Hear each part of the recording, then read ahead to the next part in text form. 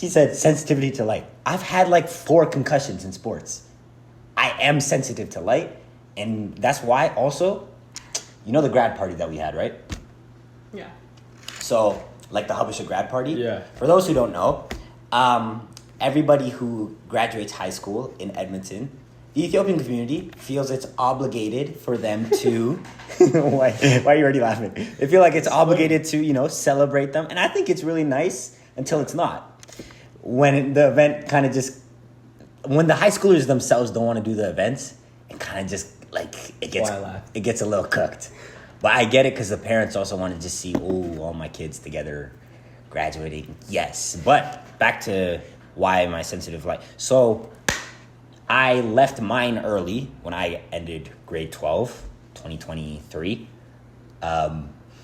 I said I had a headache because I had sensitivity to light. I actually didn't. I just wanted to leave. And my dad bought it. And so now, Pops, I was lying. David's laughing. I was lying. I just wanted to get out of there. And here's the funny thing. I know you wanted to get out of there too, so we did us both a favor. But, yeah. Anyways. Hey, guys. Welcome back to Table Conversations.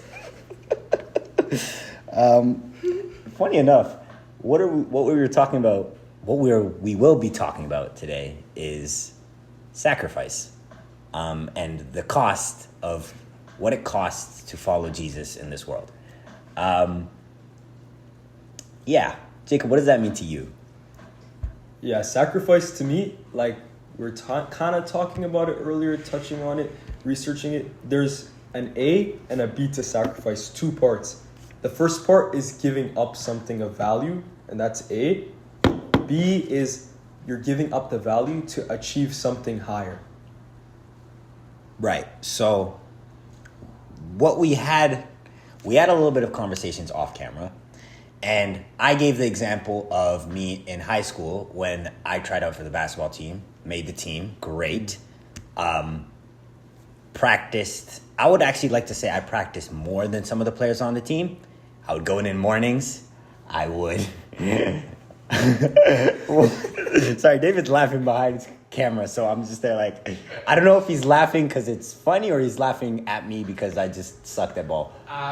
Question from behind the camera. Yeah. Who assessed your sacrifice? Because when we assess ourselves, we think we're sacrificing more than the others. So you could actually look at yourself right now and be like, I really put in more than the other people. But I like to think I did. I was there in the mornings, 7:30 every morning, even before the season started, just to shoot around. Sometimes I'd run 1v1s. And then after school, we would always have practice, and I would work my butt off. Even in the running drills, I'd be the first one to finish. Got 0 playing time. Damn, pretty much the whole team, the whole season. Or like another example, like this one we can all relate to, I'm sure. And if you can't relate to this, you're just a genius, I would assume. What about that exam where you did everything? You felt like you prepared earlier than you usually would. Exam day comes, and this is the worst part that makes it sting. And you feel like you did good. And it fries you. Nah. Yeah. So wait, what do you? What's the sacrifice? Is you studied so hard for an exam that was just cooked anyways? So you got A, which is giving up something of value. That's your valuable time. You could have been hanging out with friends. You could have been doing anything, and you did it to achieve B. Because B is the nice part of the sacrifice. It's the value of achieving this higher thing. But then, by your terms and your means, you don't achieve that higher thing. When you mean your terms and your, like, what you designed as the goal and the... Why I say in our terms, because the Bible does say all hard work yields a profit. Now, it doesn't say this profit is customized or tailored to what we desired it to be. It never promised that. It promised that all hard work yields a profit. Meaning, there are other things that you gained in the process of step A of sacrifice, which is giving up something of value. And these other things that you gained are just maybe not what you originally strive for. Let's say you're looking for gold, mining for gold, but you find something else of value. You're like, You oh find- shoot, yeah. I wasn't looking for that, but I found But that you found instead. something out. Okay, yeah. So then, okay. Hold on.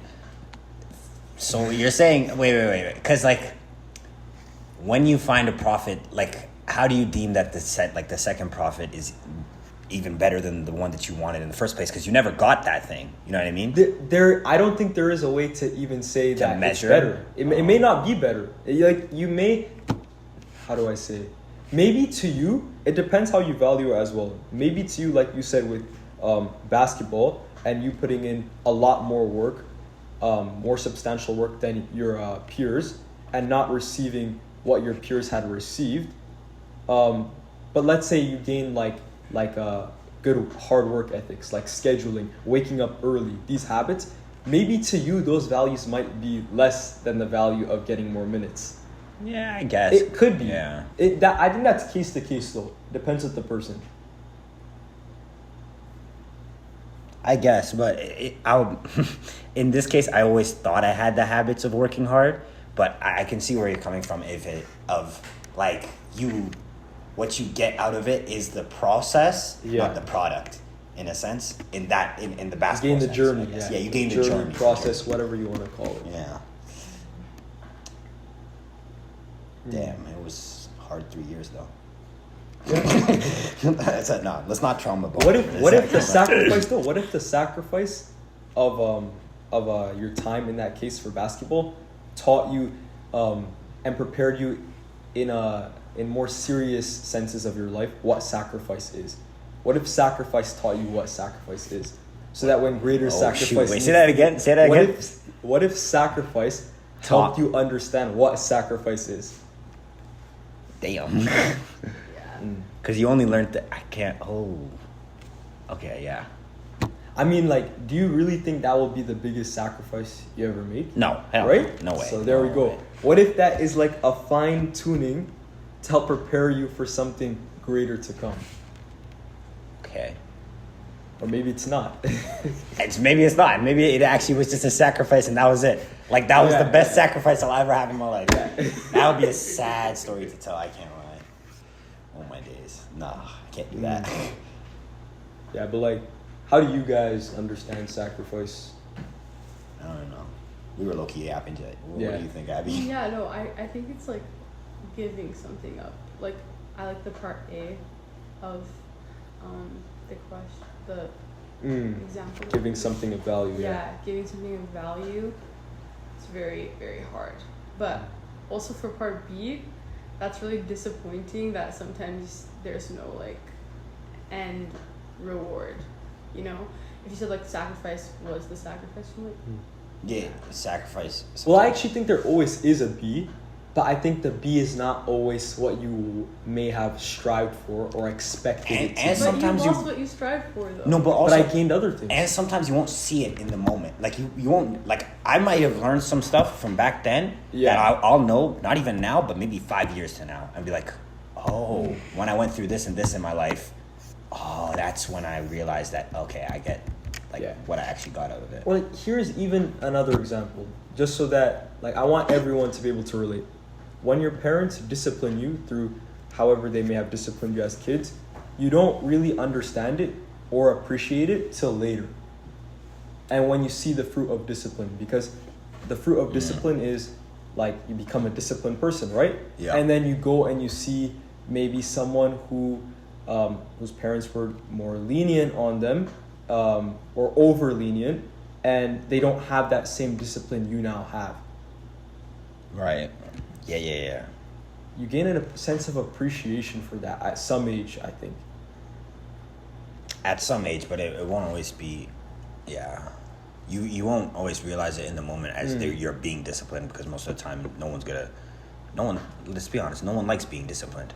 If you like being disciplined, I have serious questions for you. It talks about that in Hebrews, like not Hebrews. like, I'm already at Hebrews. Which let me book just in make Hebrews, sure. actually? I don't want to be on the wrong part, but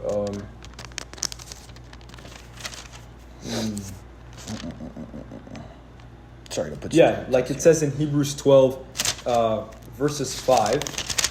It says this: My son, do not despise the chastening of the Lord. Like in this, chastening just means discipline, guys. So my son, do not despise the chastening of the Lord, nor be discouraged when you are rebuked by him. In this context, rebuke meaning corrected by him. For whom the Lord loves, he chastens and scourges every son whom he receives. And then I'm trying to find where it says, a little bit down, it says that like no discipline like is something that you would take pleasure in. It's not fun.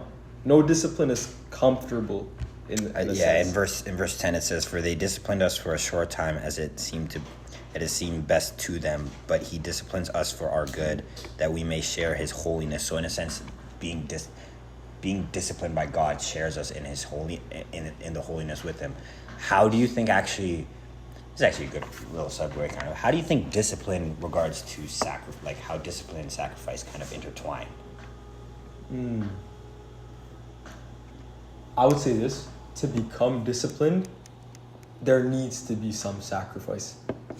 That's actually what I would have said, yeah. Yeah. So basically the 2 and 2 go directly hand in hand.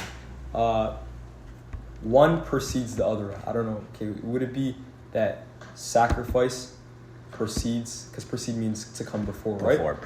So sacrifice precedes discipline. Yeah, so you have to wait. It takes, hold on. let me get that. Wait, we're gonna get this. It takes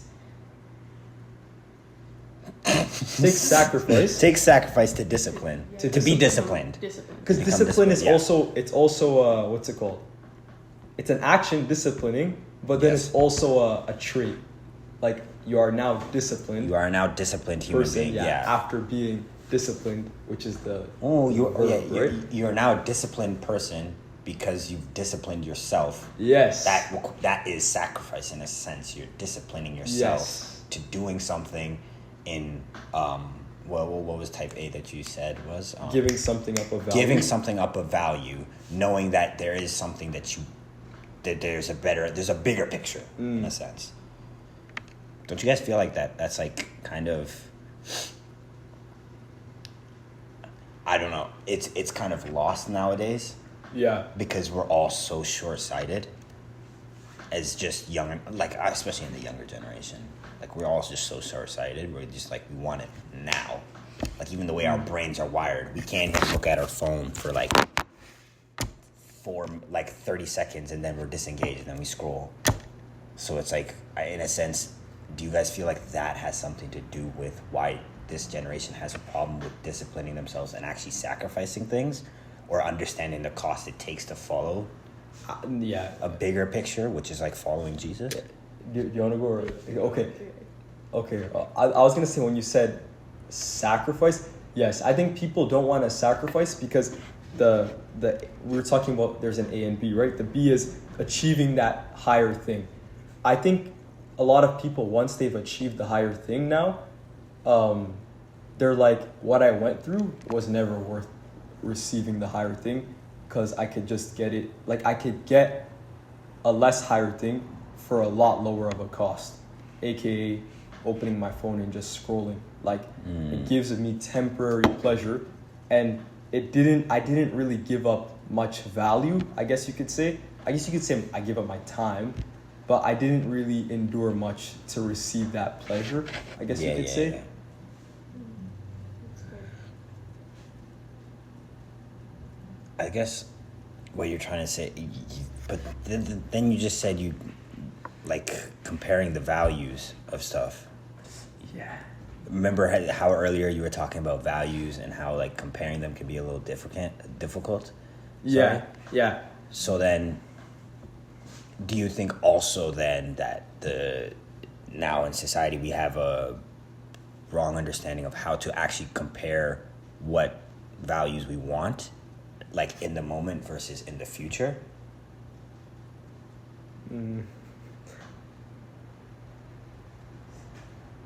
Yes, but I don't know how to explain. Okay, that's fine. Can you rephrase that? I think I phrased it wrong. It's maybe because my brain is like.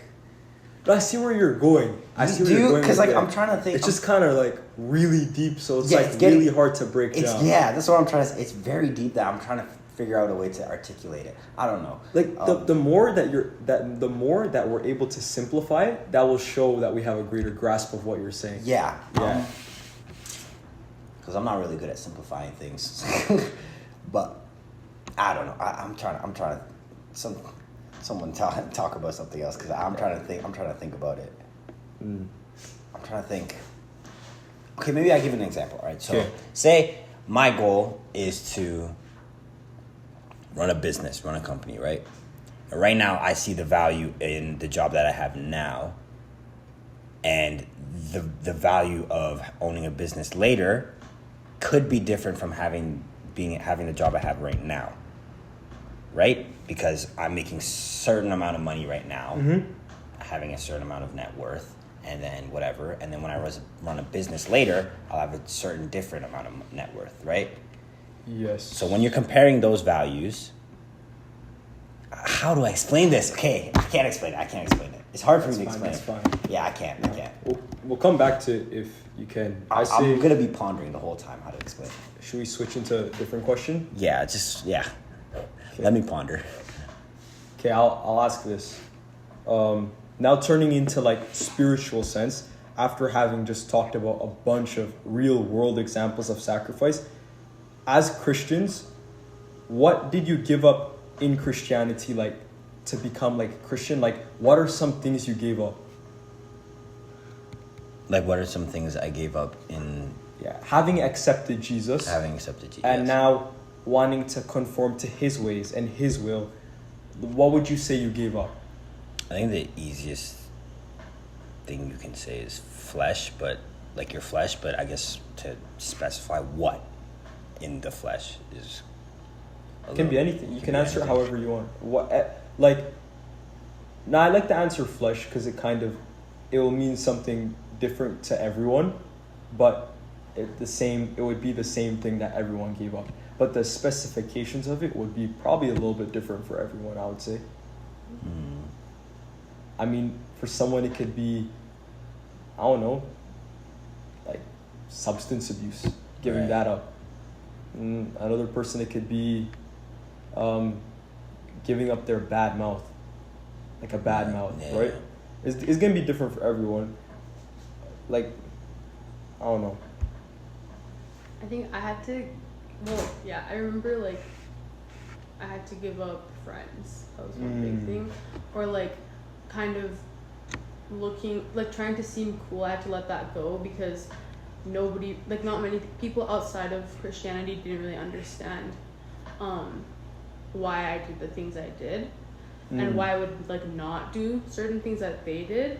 So I had to kind of just give up like the perception of like just being like a normal, like cool person, I guess. I don't know.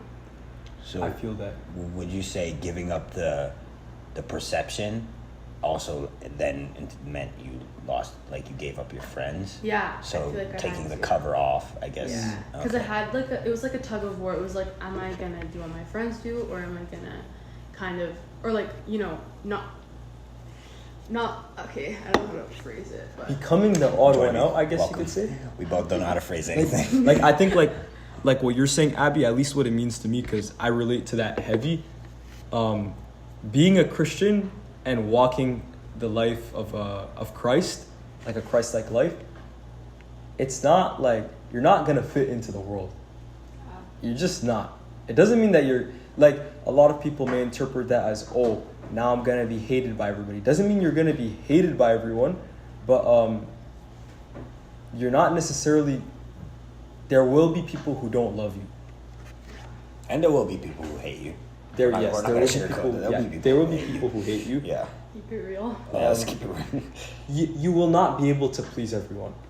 Yeah, that's good. Because I think something that had to die in me was like people pleasing. That's like a really big thing. Yeah. I just wanted to be liked by everyone, and I just wanted to make sure everybody was happy. But then, like, if I do that, then I'm sacrificing like Christ being pleased with me.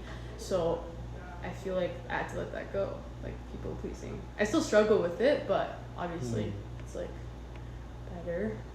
Yeah.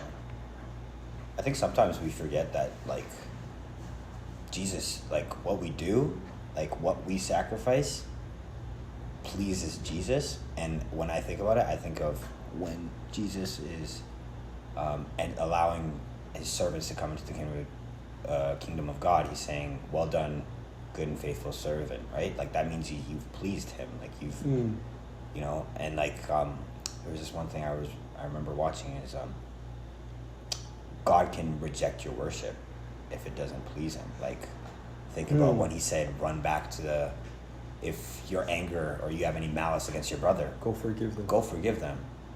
To make sure that your worship is proper and pleasing to the Lord," right?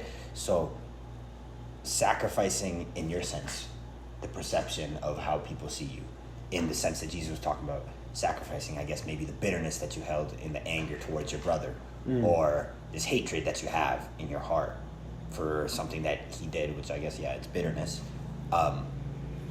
Sacrificing that so that he is pleased is something that we have to come to grips with and understand.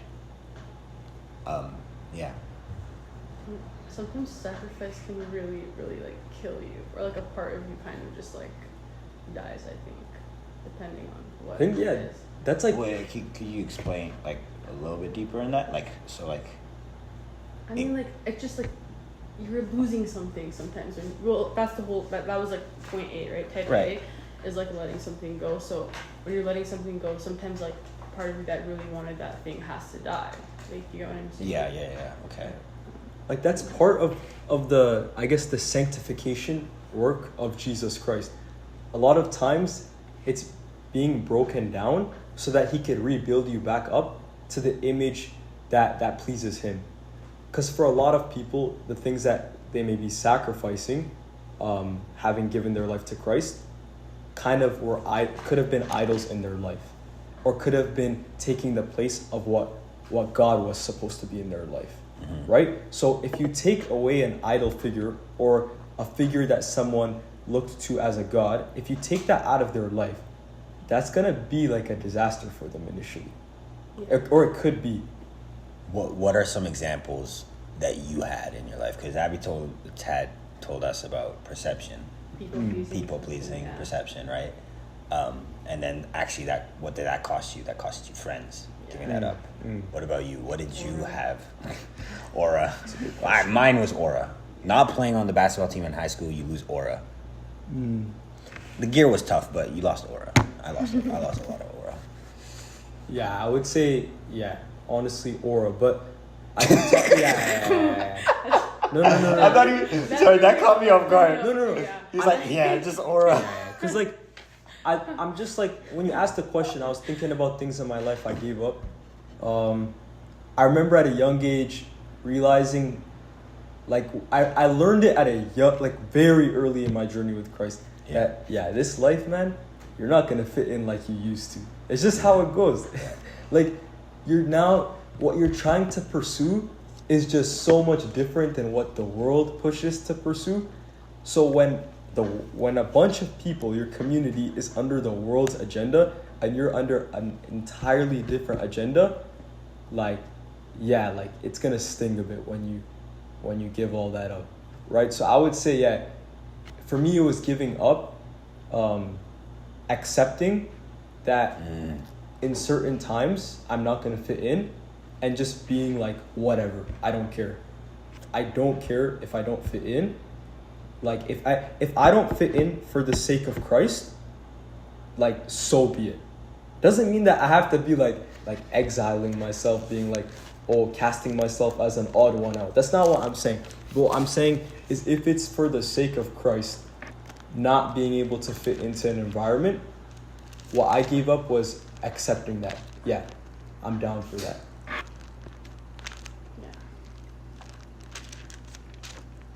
Sorry. Or another thing I could also say that I gave up,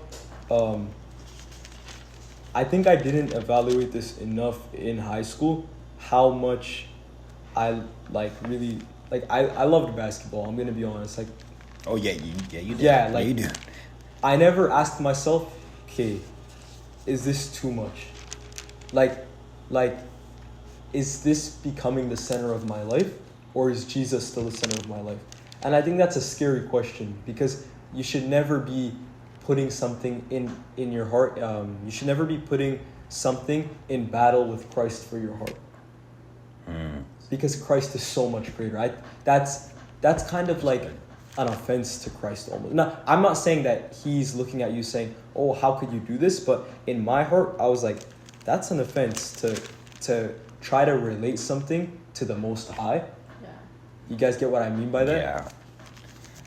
Yeah. Were you gonna say something? Yeah, but you can go. No, I'm gonna be chivalrous and you can go. It's not dead, hey? It's not dead. Yeah, no, I mean, I think Paul also talks about sacrifice as well a lot, but kind of, you know, where he says, brothers and sisters, count it all lost for the sake of knowing Christ. So that kind of just shows you that you're talking about Jacob.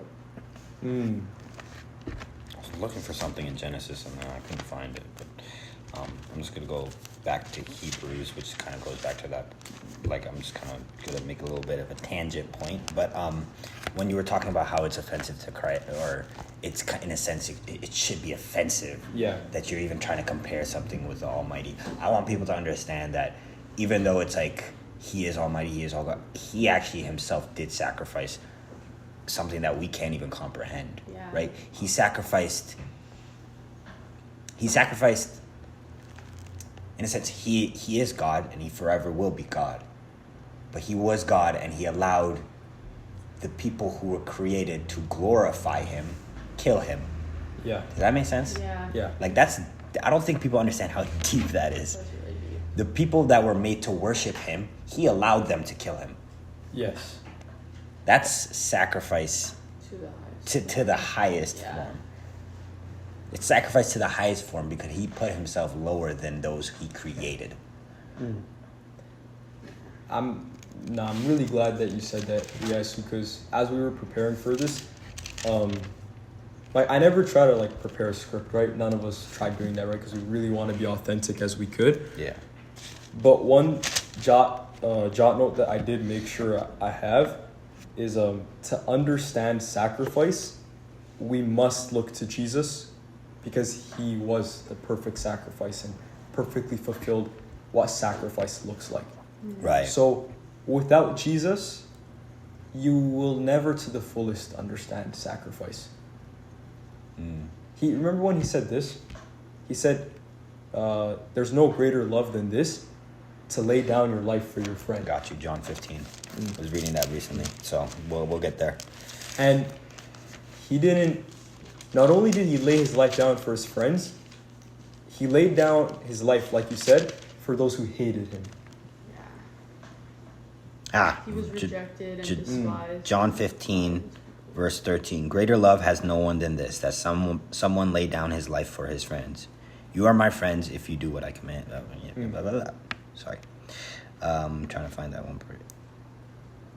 You did not choose me, but I chose you, appointed and shall go bear fruit. And so whenever I asked him, where's the part that I was thinking? I was trying to get to the part where it was, he was, no, actually that's beforehand. Sorry. Oh my gosh. Okay, it's in chapter 14. He says, for the Father is greater than I. So when he says that, I learned, this was when I was doing devotionals, I think back in September or something, that it doesn't mean Father is greater than I in essence. He's saying Father is greater than I in the role, and he's understanding his role in this Trinity. He understands what he must do so that the promise of God can be fulfilled. Like, he's doing it so that his word will be true, right? The word of God will be true. For the Father is greater than I. If you go to Hebrews 2:9, it says, so that was John 14, verse 28, just the last part of verse 28. But now if you go to Hebrews 2, verse 9, but we see him who for a little while was made lower than the angels, namely Jesus, crowned with glory and honor because of the suffering of death, so that by the grace of God he might taste death for everyone. He understood the mission, right? And again, that's something that we have to understand with sacrifice. We need to understand the mission. Like, We need to understand what is, I said this earlier, I think, what is the big picture, right? What are we supposed to be doing? For real. I'm sorry, my back is like bugging. I don't know what it is. I think we've been in a chair all day. Yeah, at I was work. about to say sitting down all day. I'm sorry, guys. I'm just looking at David behind the camera, and He's napping. it looked like he was napping, and I didn't know if you good, David. I'm good. Yo, everyone, shout out David. He's our behind the scene tech guy for the day. David. Shout out. Yeah, shout out. Okay.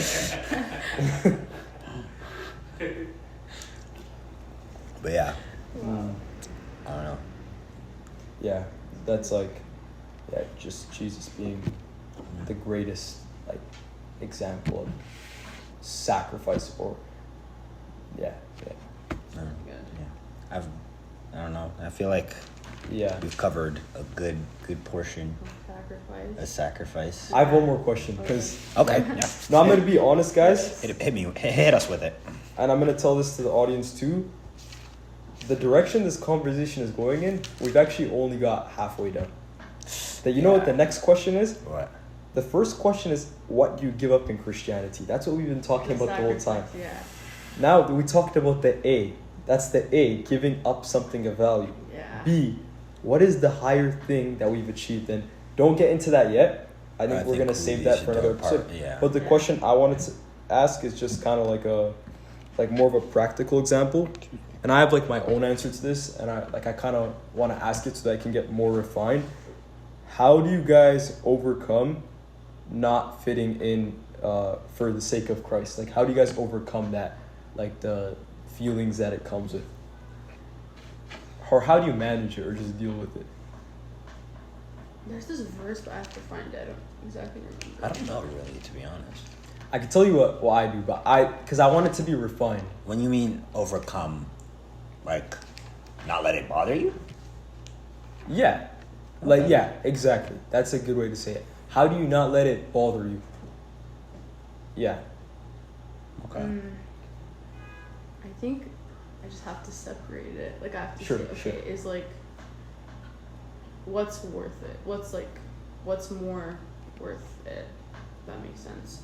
I think I did struggle with that a lot, like what you were saying.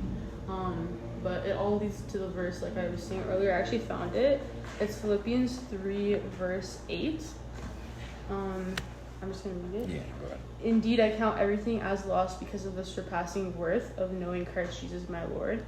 For his sake, I have suffered the loss of all things and count them as rubbish in order that I may gain Christ. So, I think, like, because your question was regarding... Yeah, like, how do you just overcome or deal with not fitting in sometimes, but in regards to, like, not fitting in for the sake of Jesus? Yeah, I just like consider, I basically put it both on a scale. I'm like, is this worth it or is it not? What's more worth it? Like, me fitting in or me knowing Jesus? And then, yeah, that verse, like, I don't know, gets me with that one. Yeah. But I don't know if I actually answered what you're trying to No, you answered it. But, like, what I would also say, what about to that person who like, they would be like, okay, but I'm trying, but I just keep giving in to the world. Like, because, like, I just struggle so hard to get out of the mindset of caring what others think of me for my faith or something. Because I guarantee, like, that's a problem. And I could see it. Like, I could see it, like, in our life. Like, how many people do you think within the Christian community,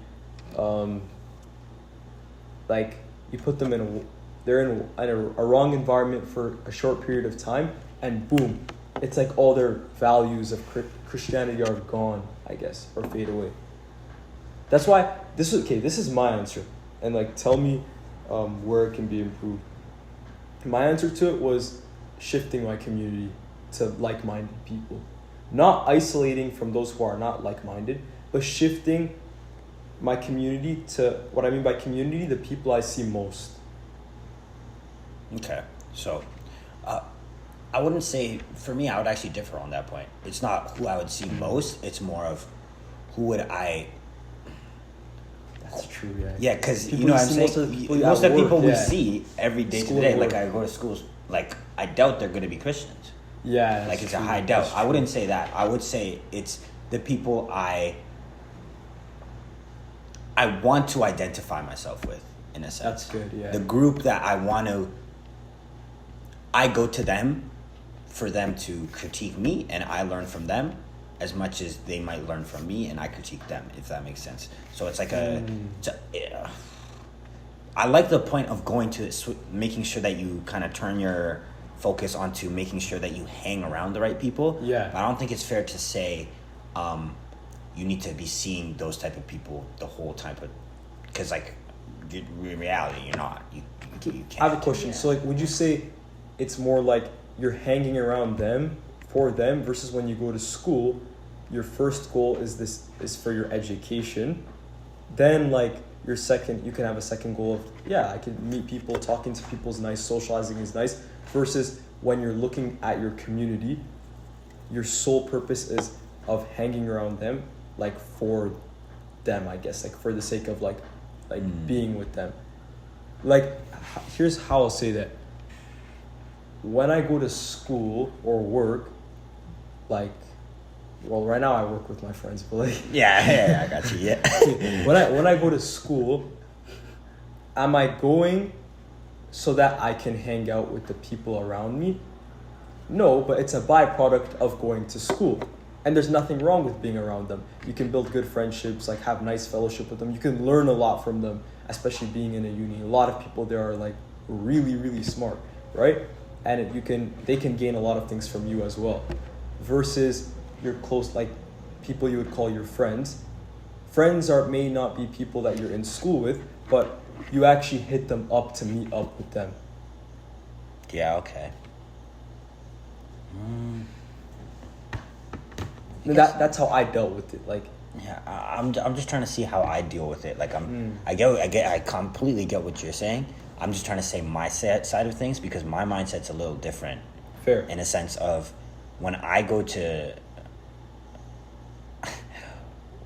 school, I guess I kind of have that mode of I'm not trying to make any friends, but I also have the idea of like, if anybody ever wants to talk to me at school, or like ever wants to like spark a friendship at school, I'm never gonna just like deny it. And that's kind Absolutely, of is that the same with Yeah. you? Okay. Yeah. I don't know why, but when you were saying that response, I was like, you're going to school purpose only. If you build friendships off that, cool. I was thinking school first, Oh. but not just cool, but actually the friendships you build are a byproduct of going to school. They're just not not the motive of why you then went never to school. Then I think Yeah. our points are the same. Yeah. It's a byproduct. I thought it was like it's But kinda you go to happening, school first. Like when you decided I want to go to uni, it was for the sake of your education first, right? You weren't thinking in mind, well, I got to go to uni because I got to meet all these people. It's you went to uni. That could be a goal.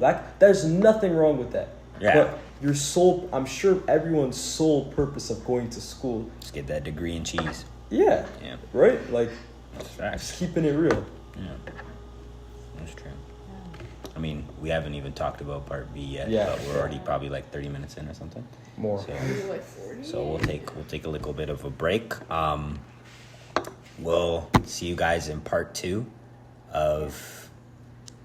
Well, I forgot the title of this episode. Sacrifice and the cost of following Sacrifice Jesus. and the cost of following Jesus. I knew it was sacrifice. I just didn't know the actual title. Okay, Just the cool. wording of it, eh? Yeah, we'll see y'all. We tried to do the table, but Nah, I didn't want to say it. Yeah. Yeah, bun it. Yeah. Anyways, see you. yeah. Can you guys also just list what you gained from this episode at the Yes, ignite the comment section. yeah It's been Facts. dead It's lately. dry. It's dry. Yeah. It's dry. Like we. so dry. Yeah. All right. Bye, guys. Bye.